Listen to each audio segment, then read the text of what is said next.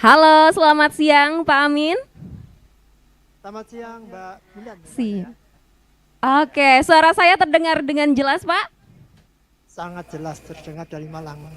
Oke, terima kasih Bapak. Suara Bapak juga sudah terdengar jelas di sini. Baik, kalau begitu saya persilahkan untuk Bapak untuk melakukan sesi presentasi. Terima kasih. Pertama, kenalan dulu ya. Nama saya itu Amin Zainullah. Lahirnya di Purwokerto 24 Juni 58. Pekerjaan saya itu Widya Iswara atau instruktur bangunan di VEDC Malang. Tahun 84 sampai dengan pensiun. Sekarang umur saya 65 tahun. Tapi semenjak tahun 2006 pertama kali ada proyek Jago Bangunan, saya sudah bergabung dengan Semen Gresik waktu itu untuk keliling daerah. Kita membentuk komunitas dan pelatihan serta sertifikasi. Jadi pengalaman saya di Semen Gresik hampir 20 tahun tanpa berhenti. Selain saya pegawai negeri, saya juga diizinkan untuk membantu masyarakat dalam pengembangan tukang ini. Kemudian saya mau memperkenalkan salah satu program yaitu sharing session ya. Biasanya kita lakukan di WA Group setiap 2 minggu sekali. Kita adakan sharing session, kemudian tanya jawab. Berikutnya kuis. Jadi 1 minggu sekali kuis, 2 minggu sekali sharing session ya. Sharing session dalam bahasa Indonesia bisa diartikan adalah diskusi berbagi pengalaman, yaitu kegiatan bertukar pengetahuan, keterampilan atau informasi di antara para tukang di sini. Karena kita bekerja pada lingkup konstruksi, maka yang kita bicarakan adalah tentang ilmu bangunan, bukan yang lainnya. Dan itu pun nanti kita bagi dalam topik. Tidak semua sharing session itu bisa menjawab semua pertanyaan. Misalnya topiknya minggu ini tentang beton, beton saja. Minggu depan tentang plafon, plafon saja. Supaya tidak, supaya fokus. Jadi topik yang dibahas ya untuk kali ini 10 menit ini tentang pondasi batu alam ya. Ada yang berbentuk trapesium, campuran yang lazim adalah 1 semen 5 pasir ya. Kalau menggunakan produk semen Indonesia SIG bisa 1,6 sampai 1 dibanding 7 karena kualitasnya lebih bagus, lebih melekat. Itu juga tergantung pasirnya. Kalau pasirnya kotor ya nggak bisa. Kemudian dari pondasi lajur ini trapesium, sekarang kita mengenal pondasi setempat atau footpath yang dibuat di pojok-pojok di bawahnya kolom. Kemudian ada lagi tempat di mana tanahnya itu lembek, maka kita perkuat sebelum footpath atau pondasi telapak ya, bukan cakar ayam sebenarnya, tapi kadang-kadang tukang kita mengatakan cakar ayam. Di bawahnya dipasang strauss atau bahasa sederhananya terucuk. Dulu pakai bambu atau pakai kayu ulin, sekarang lazimnya pakai strauss, yaitu dibor dulu, kemudian masuk ke si, kemudian dicor, baru dipasang pondasi setempat. Baru kolom dan sebagainya, seperti ini. Ini kolomnya di atas gitu. Dari keterangan tentang 3 jenis pondasi rumah, maka timbul diskusi. Satu orang atau kelompok menyampaikan bahwa ada pondasi batu alam hanya cocok untuk rumah 1 lantai. Betul ya, karena rumah 2 lantai itu perlu kolom beton yang kuat. Kelompok lain menyampaikan bahwa pondasi setempat lebih praktis. Ya, untuk sekarang pondasi setempat di kota-kota lebih praktis dibanding pondasi batu kali karena ribet. Ribet dan juga bahan batu kali tidak bisa mudah lagi, tidak mudah, sekarang sulit mencarinya. Kemudian pada kondisi yang tanahnya lunak diperkuat dengan strauss. Ada lagi yang menyampaikan bahwa kombinasi antara pondasi batu alam dengan pondasi tempat hasilnya juga kuat. Betul. Jadi pondasi batu alamnya itu untuk menahan tanah urugan, atau tembok di atasnya, kemudian pondasi setempatnya ini adalah untuk menahan struktur di atasnya. Ini contoh pondasi batu alam, yang ini pondasi telapak, yang ini pondasi telapak diperkuat dengan trucuk atau strauss ya, atau tiang pancang boleh. Yang ini kombinasi antara telapak dengan pondasi batu alam. Nah, pasangan pondasi batu kali.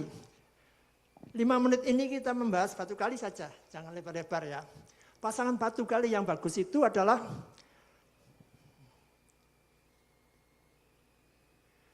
susunan batunya dibuat tidur ya.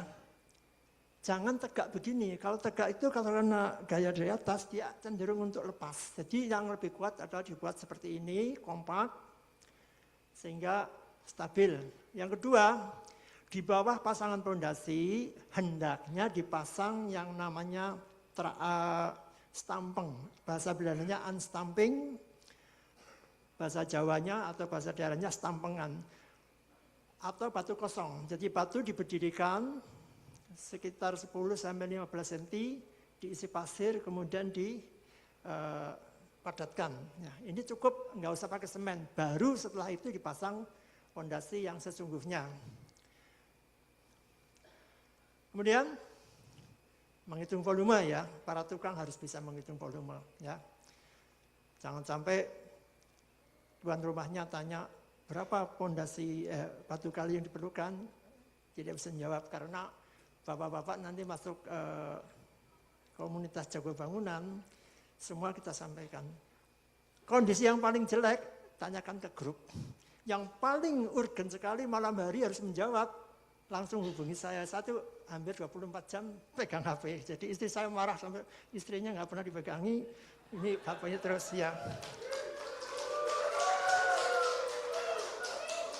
Ya saya siap untuk jago bangunan ya. Kita paling tidak ada 50 grup dari Palembang sampai dengan Jayapura sana. Yang paling ramai Jawa Tengah, Jawa Timur itu malam-malam tanya. Ya saya jawab aja kalau bisa gitu. Menghitung volume ya. Kalau segi 4 kan panjang, lebar, tinggi. Karena trapesium, lebar atas ditambah lebar bawah, dibagi 2 di rata-rata. Ini 30 cm sama dengan 0,30 meter. Ditambah 70 cm 0,7, 0,3 tambah 0,7 sama dengan 1. Dibagi 2 adalah 0,5. 0,5 kalikan 0,8 adalah 0,4. 0,4 dikalikan panjangnya misalnya 42 sama dengan 0,5 kali 0,8 kali 42, 16,8 kubik. Berapa batunya, berapa semennya, berapa pasirnya? Kita bisa menjawab. Nanti saya akan membuat aplikasi, saya usulkan ke sisi, tinggal pencet, keluar angkanya. Dulu sudah waktu jago bangunan tahun 2017 saya buatkan, cuma itu nggak jalan. Nggak tahu bagaimana, nggak diminati atau nggak tersosialisasikan begitu. Jadi waktu itu saya membuat program, saya mau mengetor campuran 1, 2, 3. Panjang sekian, lebar sekian, tinggi sekian, begitu dimasukkan langsung keluar berapa pasirnya, berapa semennya, berapa kerikilnya itu keluar. Ya. Tapi kurang jalan, mungkin kita perbaiki. Kalau sekarang bukan lagi pakai BOW, tapi pakai SNI. Jadi saya ngecor K250, volume sekian, tinggal pijit, ting keluar. Semen sekian, pasir sekian, kerikil sekian. Kita naikkan K300, berbeda lagi. K350 berbeda lagi. Ini juga begitu. Apakah kita menggunakan campuran 14, 15, 16, 17, 18, tergantung mutu yang kita digunakan. Ada rumah bagus, ada rumah RSSSSS, rumah yang sangat sulit sekali ya. Jadi sangat pasti campurannya bisa 110 gitu.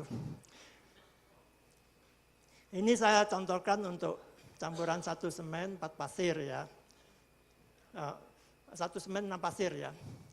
Batu alam, setiap 1 kubik pasangan batu itu memerlukan 1,2 kubik batu yang bahannya.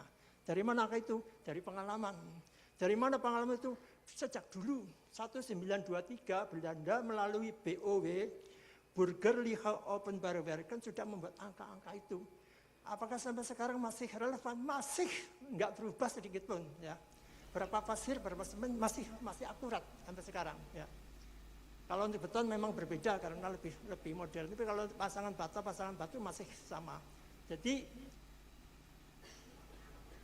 batu alamnya 1,2 kali 16,8, 20,16 kubik ya, beli 20 kubik.